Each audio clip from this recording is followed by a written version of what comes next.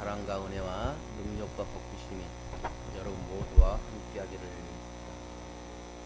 어느 목사님이 지나다니는 길에서 열심히 청소를 하는 청소부 아저씨를 봅니다. 가끔 간식도 챙겨주고 추울 때는 따뜻하게 입으라고 외투도 사주곤 했습니다. 어느 날 호떡 파는 포장마차가 생겨서 청소부 아저씨께 호떡을 사다 드렸습니다. 그때 청소부 아저씨가 조심스럽게 목사님에게 물었습니다. 혹시 집안에 누가 청소부가 계시나요? 라고 하더랍니다. 그 청소부에게 나는 목사입니다 라고 처음 밝히고 그에게 복음을 전합니다. 그 청소부 아저씨에게는 복음이 들어가는 기적이 일어났습니다. 하나님을 아버지라고 부를 수 있게 되었으니 얼마나 귀한 기적입니까? 우리는 날마다 기적 속에 살아가고 있음을 우리가 인정해야 합니다. 여호와 하나님은 창조의 하나님이십니다. 하나님은 우리들에게 기적을 베풀어 주십니다. 창조의 하나님이라면 얼마든지 기적을 베풀 수가 있습니다.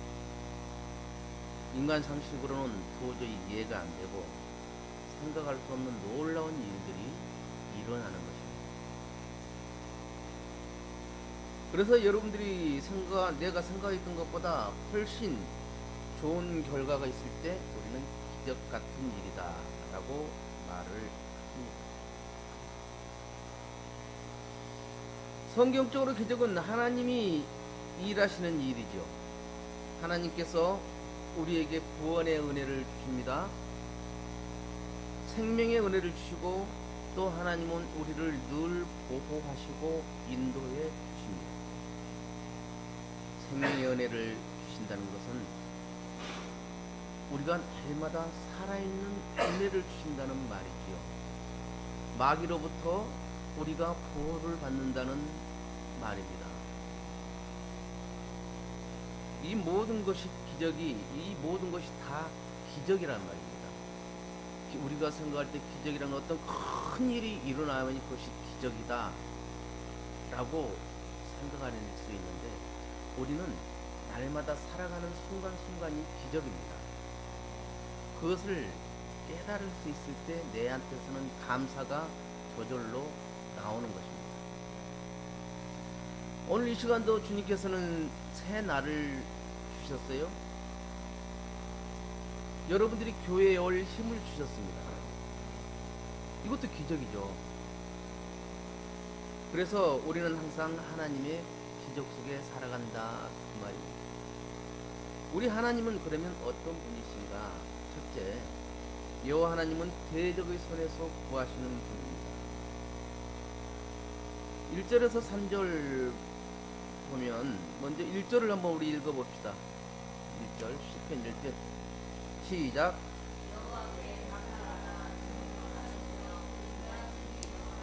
아멘.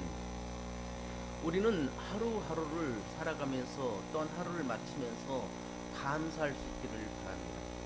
감사할 수 있다는 것이 그 사람이 믿음의 척도입니다. 정말 내가 믿음이 좋은 사람은 감사하지 않은 일에도 감사가 나오는 거예요. 내가 어떤 출근해서 하나님 아버지 주님 내가 지금 출근했는데 이 직장에서 내가 열심을 다해서 섬길 수 있도록 하시고 또 저의 섬기는 모습을 보고 믿지 않는 영혼들도 예수 믿게 해주십시오 라고 기도한다.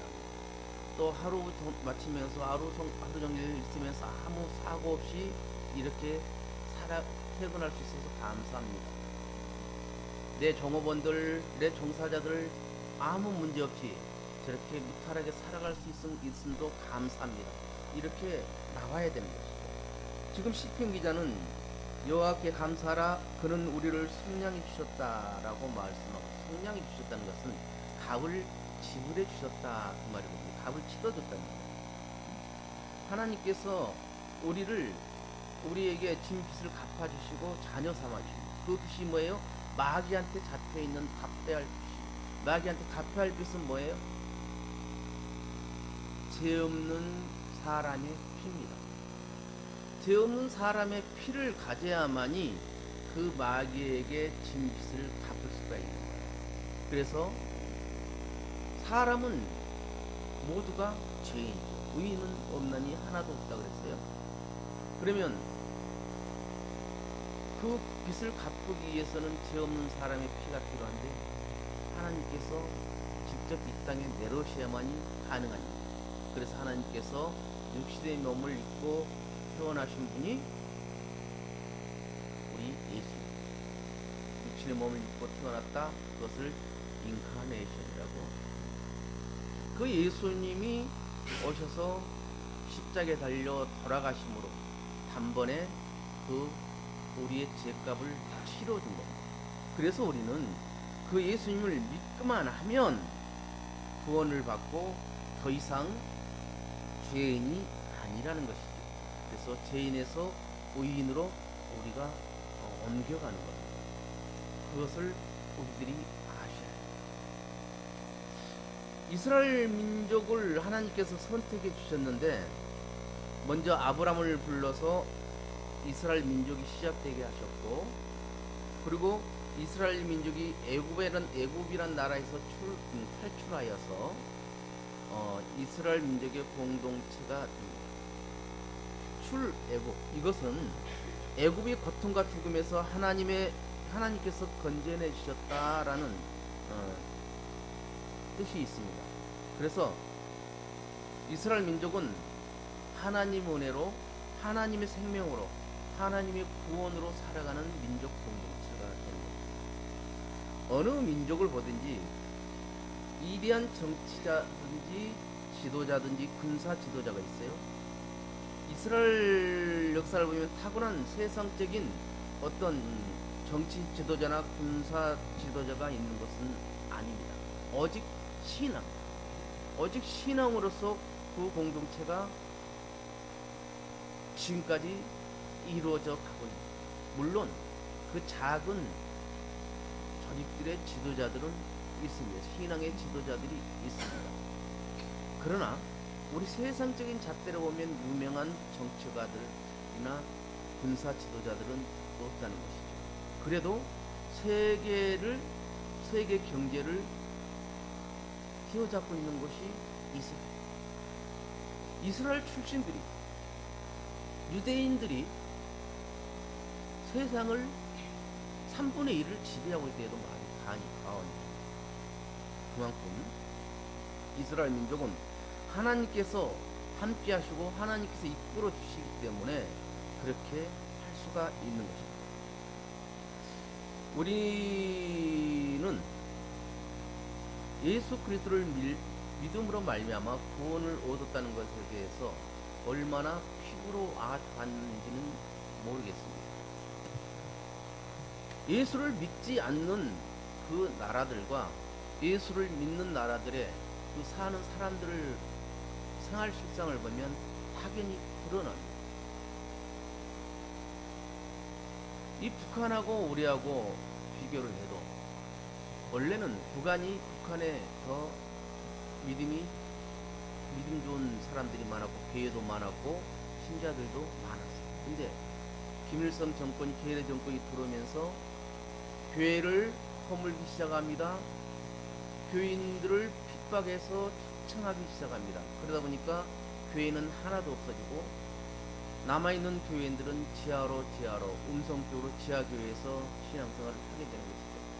그러다 보니까 북한의 경제는 점점 어려워지고 이 백성들의 먹을 것 가지고 걱정하는, 또 배불리 먹을 수 없는 것 같고 그 한탄하는 그러한 지경까지 이른 것이죠. 그런데 우리들은 지금 굉장히 잘 살고 있는 상황에서도 지금도 어렵다고 하잖아요. 하나님이 우리에게 얼마나 많은 복을 주셨다는 것을 우리가 그것을 인지를 해야 되는데 그것을 인지를 못하고 살아갈 때가 많다는 것이죠. 원수의 대적에서 나를 붙들어 주는 것 얼마나 귀한 일입니까? 그리고 두 번째로 하나님께서는 자기를 찾는 인생에게 기적을 베풀어 주십니다.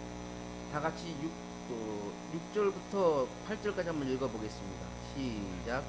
이에 그들이 근심 중에 여호와께 부르짖으며 그들의 고통에서 건지시고 또 바른 길로 인도하사 거주할 성읍에 이르게 하셨도다. 여호와의 인자심과 인생에게 행하신 기적으로 말미암아 그들을 찬송할지로다. 아멘. 이것을 가리켜서 여호와께서 우리에게 행하신 기적이다 이렇게 말하는 것입니다. 하나님은 우리들에게 기적을 베푸시기를 원해요. 우리들이 행복하게 살아가기를 원한다 그 말이죠. 기적의 하나님입니다. 능력의 하나님이십니다. 이것을 우리가 나의 하나님으로, 그분을 나의 하나님으로 믿으셔야 돼요. 능력의 하나님, 기적의 하나님, 나에게 은혜를 주시는 하나님, 나에게 생명을 주시는 하나님, 나에게 내가 일할 수 있도록 기적을 베풀어 주시는 하나님, 이것을 내가 믿어야 된다는 것이죠. 어제까지 분명히 건강했던 사람입니다. 나는 백신 맞지 않겠다고, 백신 맞지 않고, 우리 허원사님 간증하시더라고요. 백신 맞지 않고 정말 건강하게 공기 좋은 곳에서 살아가면서 그렇게 하겠다고 했는데 결국 그분도 코로나에 걸려서 돌아가셨단 말을 들었어요. 암 걸려서 돌아가셨단 말을 들었어요. 하나님이 지켜주셔야만이 되는 거예요. 우리 인생에게 하나님께서 베푸신 기적이 참 많습니다. 다 헤아릴 수가 없을 정도로 많습니다. 그래서 우리는 그 기적을 날마다 체험할 수 있기를 바라요. 그걸 피부로 느낄 수 있기를 바랍니다. 우리가 보통 요즘 선생님들끼리 그런 말을 해요. 우리 정주 삼촌이 저렇게 된 것은 진짜 하나님의 기적이다라고 말을 합니다. 연고자도 없어요. 세상에서 다 이용만 당하다가 버림받고 정말 진짜처럼 그렇게 살던 사람이 좌우심터에서 이제 점점 좋아지고 이제는 자면서 똥오줌도 안 쌉니다. 그렇게 됐고 그렇게 막 악다구니 치면서 덤벼들지도 않습니다. 가끔 물 마시고 싶을 때 저렇게 응하고 응하려는 소리는 하지만 저 정도만 된 것도 얼마나 큰 기적이지. 우리가 가는 길에, 우리가 하는 일에 하나님께서 나와 함께 하셨다, 그것을 느낄 수 있기를 바래요. 내가 비록 아팠으면 이 아픔을 이겨내고 이 자리에 다시 건강하게 살아갈 수 있도록 해주신 것, 이거 하나님께서 나와 함께 하셨구나. 하나님께 지켜주시지 않았으면 이 코로나를 통해서 나도 이 세상 사람이 아닐 수도 있었겠구나. 내가 특별히 건강한 사람도 아니고 그런데도 이렇게 다시 하나님을 예배할 수 있게 하는 것, 참 이거 기적이다. 이런 체험의 간증들이 일어나야 하는 거예요. 우리 입술을 통해서 그런 말씀들이 나와야 돼요. 우리 인생에서 하나님을 믿고 그 하나님께서 행하실 일들을 믿고 기도하면 하나님께서는 들어주신다고 하셨어요. 그러면 결국 우리 인생에 날마다 기적이 일어난다 그 말이죠. 그런데 내가 믿지를 않고 그냥 의심하면서 기도했을 때는 그 기도는 결코 응답받지를 못합니다. 어떤 일을 딱 기도해서 내가 응답을 딱 받았어요. 잘 해결됐어요. 그런데 해결되고 나니까 이건 누가 도와줘서 그랬지. 이건 내가 잘해서 이게 돌파를 잘해서 그랬지. 그 전까지는 하나님 도와주세요, 하나님 살려주세요 했는데 도와주고 살려주고 나니까 그 뒤로부터는 하나님을 잊어버린다고 말입니다. 하나님은 오래 참으신 분이지만, 끝까지 참으시신 분이지만, 그래도 하나님도 정말 우리가 말을 안 듣고 그럴 때는 가만히 만져주십니다. 만져준다는 것은 우리에게 힘든 고난이 온다는 것이죠.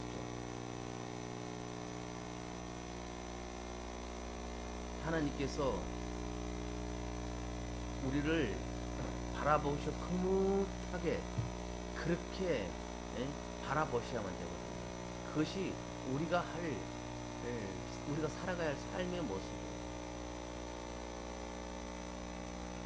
오늘 시편에서 똑같은 말씀을 4번이라는데 우리 한 8절 한번 읽어봅시다. 8절 시작.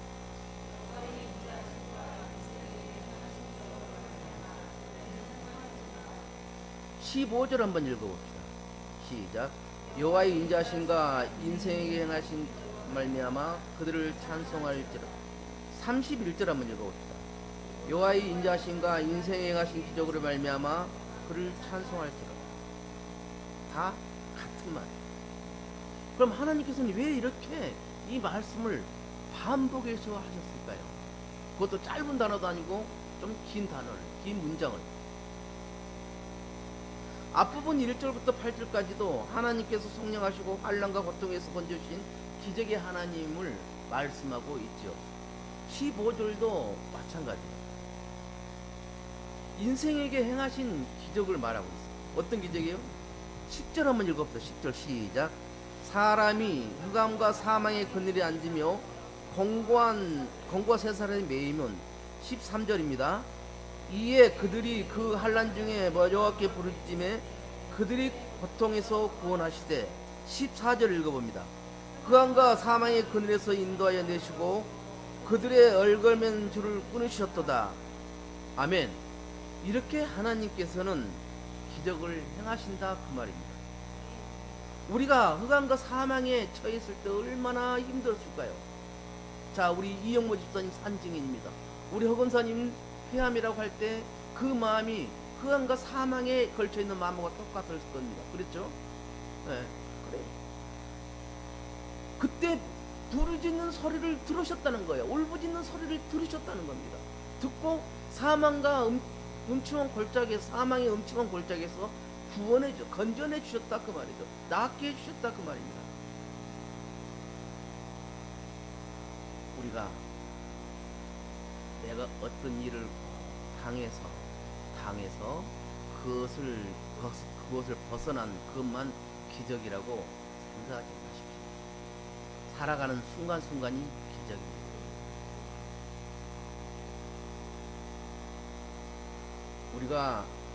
우리의 삶이 어렵고 힘든 것은 우리의 원수 마귀가 그렇게 하는 거예요. 우리를 사망과 환난의 고통 속에 앉혀놓고 이 공고라는 환난과 공고라는 쇠사슬로 꽁꽁 묶어서 하나님께로 못 가게 하고 있는 거예요. 원수 마귀에서 그냥 살아가게 하는 거예요. 점쟁이들한테, 무당들한테 한 번 걸리면 그러잖아요. 끝까지 떠나지를 못해요.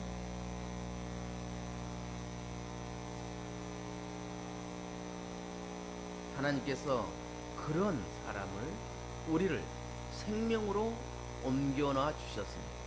구원해 주셨다 그 말입니다. 우리의 기도를 들어주셨다 그 말이죠. 오늘도 살다 보면 나도 모르게 원수마귀가 나를 저 흑암의 자리, 어둠의 자리, 사망의 자리로 옮기고 있다는 사실을 기억하시기를 바랍니다. 그래서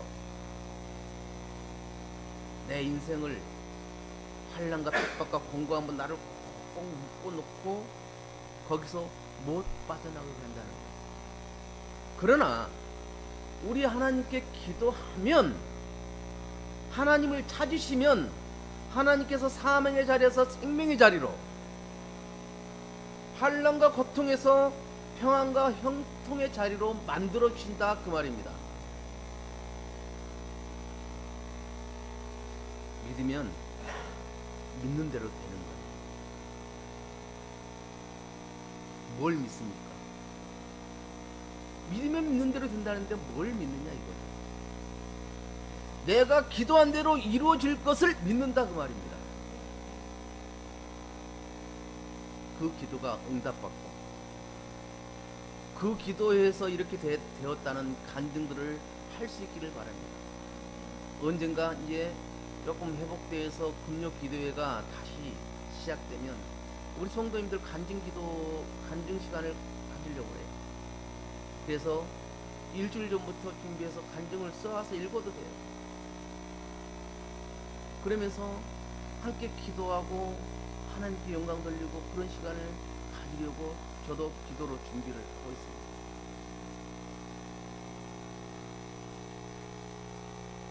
성도들 사이에서 목사님 제발 수요예배 금요 기도회 좀 합시다 그런 말이 나오기를 바라는데 아무도 아직도 안 나와요. 그래서 다시 제가 이제 똑똑 던지는 겁니다. 이제 임직 받고 나면 또 달라지겠죠.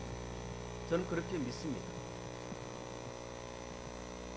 그래서 하나님께서 우리를 보호하시고 인도하시고 건져주시고 구원해 주심을 믿으시기를 바랍니다.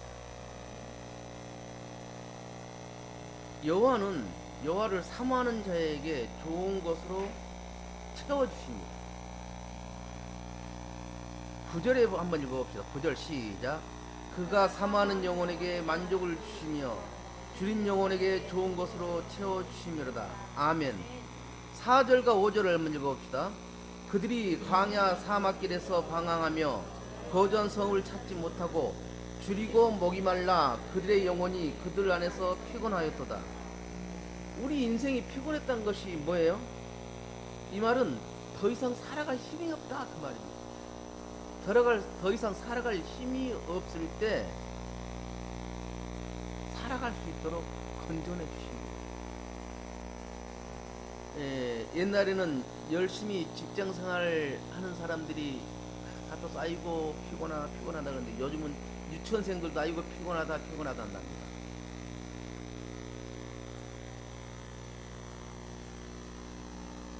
이 아이들 때부터 피곤하면 그들의 인생은 어떠실까 그런 생각도 해봐요. 여러분 피곤한 자에게 새 힘을 주시는 분이 하나님이십니다. 하나님을 사모하는 자에게 줄이고 목마른 자에게 풍성한 복을 주시겠다고 약속을 하셨습니다. 이사야 선지자는 이사야 40장 29절 31절에 이렇게 말합니다. 피곤한 자에게는 능력을 주시며 무능한 자에게는 힘을 더하시나니 소년이라도 피곤하며 곤비하며 장정이라도 넘어지며 쓰러지되 오직 여호와를 앙망하는 자는 새 힘을 얻으리니 독수리가 날개치며 올라감을 같을 것이요 다른 박질하여도 곤비하지 아니하겠고 걸어가도 피곤치 아니하리로다. 아멘. 하나님은 피곤치 아니한 하나님이시죠. 우리는 하나님의 자녀들입니다. 이 보면 건강한 부모한테는 자식들도 건강하게 태어납니다. 그래서 체질이 건강한 체질이에요. 하나님은 피곤치 않는 하나님이시죠.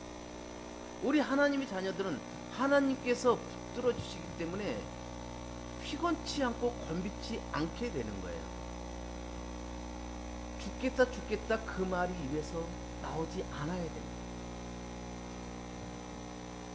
이런 세상 살아서 뭐해? 그런 말이 우리 믿는 사람들 위해서는 나오면 안 됩니다. 하나님께서는 우리에게 복을 주시기를 원하고 우리가 정말 행복하게 살아가기를 원하는데 그 하나님의 뜻을 모르는 우리는 하나님 밖에서 살아가려고 한다는 것이죠. 하나님 안에서 주 안에서 우리가 살아가야 할지언데 주 밖에서 살아가려고 한다는 것이죠. 주를 벗어나려고 한다는 것이죠. 그래서 우리는 새 힘을 주시는 그분에게 은혜와 능력을 공급받아야 합니다. 우리는 몸과 마음이 주님의 은혜로 새 힘을 받고 살아간다는 것이죠. 다윗도 시편 34편 6절 10절에서 젊은 사자는 궁핍하여 줄일지라도 여호와를 찾는 자들은 좋은 것을 주시리로다. 사도 바울은 빌립보서 4장 19절에서 나의 하나님이 그리스도 예수 안에서 영광 가운데 그 풍성한 대로 너희 모든 쓸 것을 채우리라고 말씀하셨습니다. 다윗도 시편 107편 19절 21절입니다. 한번 읽어보겠습니다. 시작. 이에 그들의 영혼 고통 때문에 여호와 부르짖음에 다시 시작. 107편 19절 21절 찾았으면 시작. 그가 그들의 고통에서 그들을 구원하시되 그가 그의 말씀을 보내서 그들을 고치시고 위험한 지경에서 건지시는도다.